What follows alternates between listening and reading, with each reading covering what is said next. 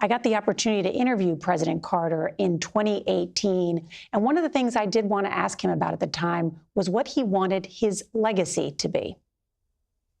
How do you want to be remembered? Well, but my family, I hope I can be remembered as a good great-grandfather and a good grandfather and a good father. By my wife, I hope I can be remembered as a good husband. But in politics, as a champion of peace and human rights, I was lucky enough to keep our country at peace for the 4 years that I served. And we were, I think, looked upon as a champion of human rights then. So that's the two things I guess politically speaking of, I'm proud of. John Dickerson, and notable to hear him mention things that did not necessarily include his time as president.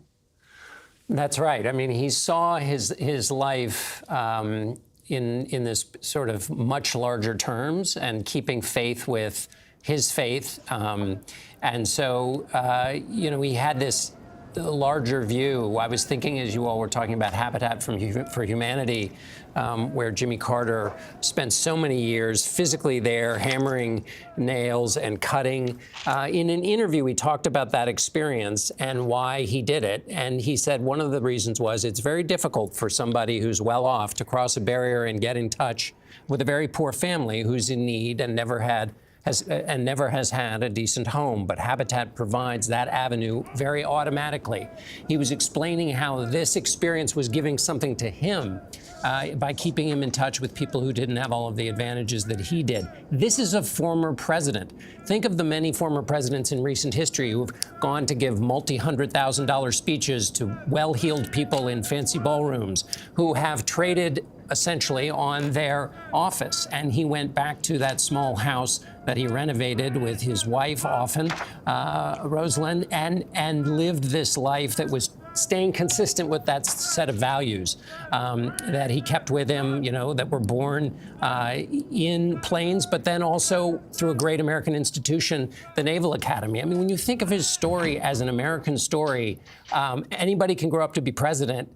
He kind of fits that bill through not only being born in America, but also through the great institution of the Naval Academy. Then his father gets sick. He goes back home. I mean, this is a life that carried with it a set of values that last and continue well over the brief period he was president.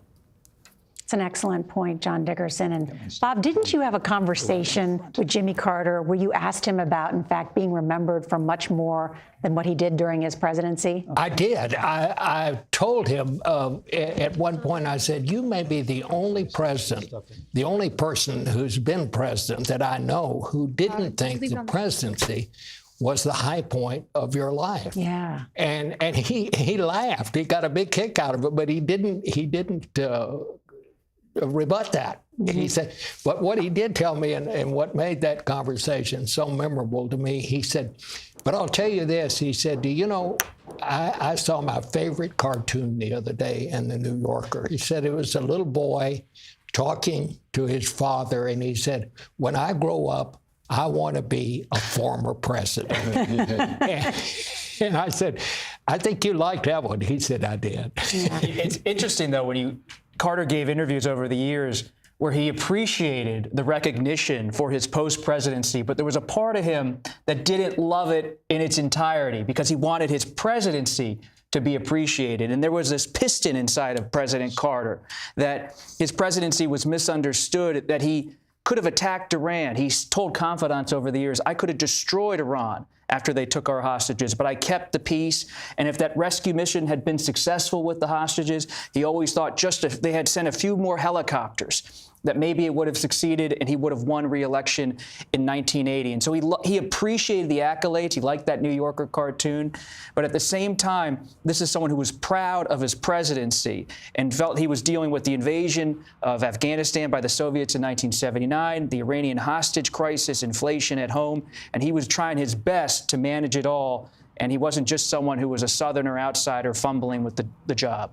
And the Camp David Accords, we should talk about his accomplishments as president and whether they have been underestimated. But I do want to point out you are looking at pictures of the U.S. Navy Memorial and a number of people lining the cold streets of Pennsylvania Avenue to get a glimpse of this motorcade. We're already a formation of midshipmen from the U.S. Naval Academy are there. The U.S. Navy Band, the Secretary of the Navy is there, the Superintendent of the Naval Academy, Vice Admiral Yvette M. Davids, the first female head of the U.S. Naval Academy, is there as well. So we'll go there shortly. And then after the Naval Academy, former president and the motorcade head to the U.S. Capitol for a ceremony there.